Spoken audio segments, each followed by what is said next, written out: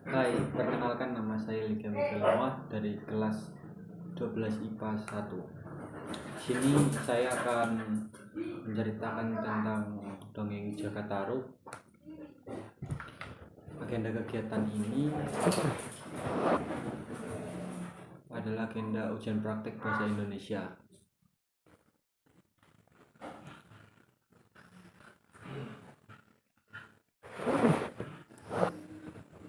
Zaman dahulu kala, di sebuah desa, tinggallah seorang janda yang bernama Mbok Rondo. Ia tinggal seorang diri. Suaminya sudah lama meninggal dunia. Satu hari, ia mengangkat seorang anak. Pada suatu hari, ia mengangkat seorang anak lelaki untuk menjadi anaknya.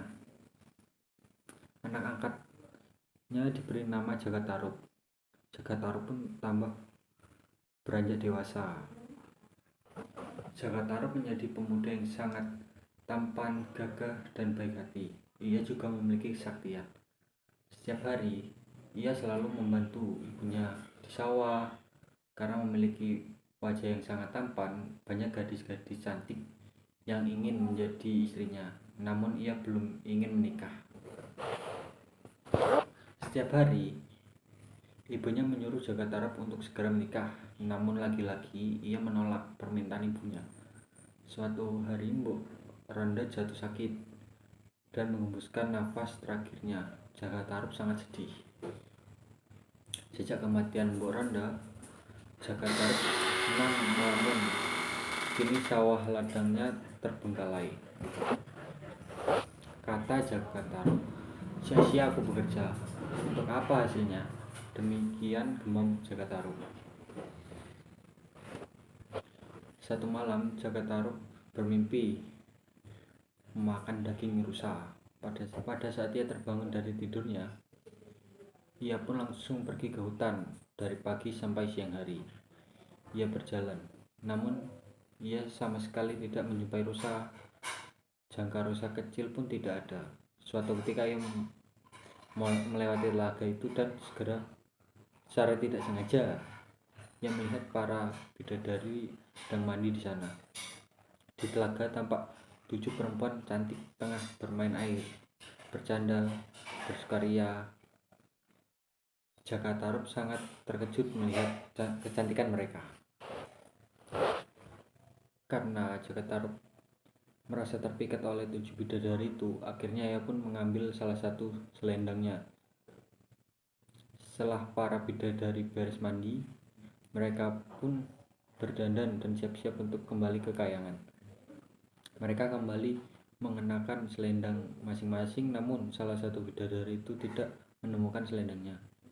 Keenam kakaknya turut membantu mencari, namun hingga senja tak ditemukan juga. Karena hari itu sudah malam,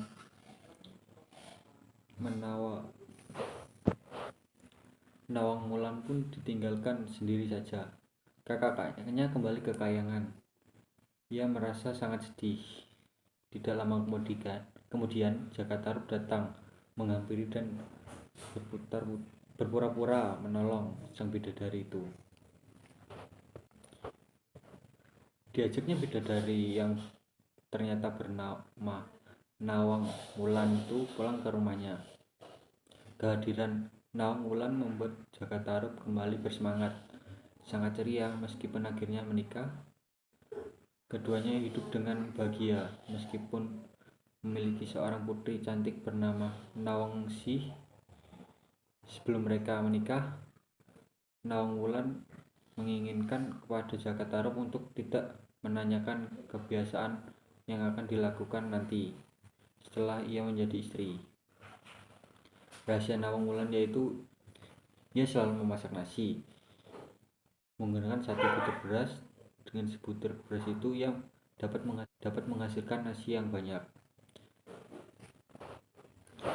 Setelah menikah, Jakatarup sangat penasaran, namun dia tidak bertanya langsung kepada Wulan. melainkan ia langsung membuka dan melihat panci yang sudah dijadikan istrinya untuk memasak nasi. Ia melihat setangkai padi masih tergolek di dalamnya. Ia pun segera menutup kembali. Akibat rasa penasaran Jaka Tarub, Nawang Wulan kehilangan kekuatannya. Sejak saat itu, Nawang Wulan harus menumbuk dan menapi beras untuk dimasak seperti wanita umumnya. Karena tumpukan padi terus berkurang, suatu waktu Nawang Wulan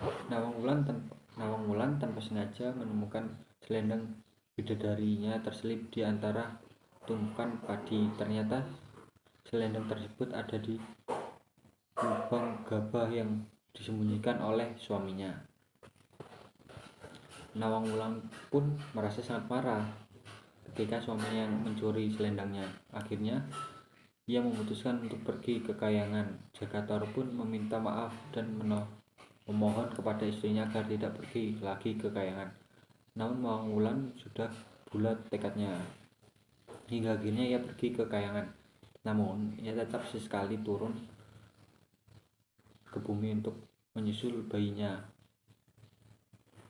Namun dengan satu syarat, Jaka Tarub tidak boleh bersama Mawang ketika Nawang Wulan menemuinya. Biarkan ia seorang diri di dekat telaga. Jaka Tarub menahan kesedihan dengan sangat. Ia ingin terlihat tegar.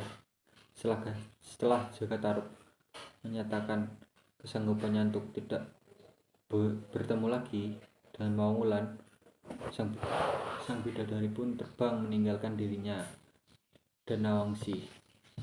Jaka Tarub hanya sanggup menatap kepergian Nawang Wulan sambil mendekap Nawangsi. Sungguh kesalahan tidak bermanfaat. Tiada hal yang dapat dilakukan saat ini selain merawat Nawangsi dengan baik. Pesan moral dari dongeng ini adalah tepati janji yang telah kamu ucapkan. Tidak menepati janji hanya akan membawa keburukan di masa yang akan datang. Selain itu, jangan mudah dalam mengucapkan janji atau sumpah.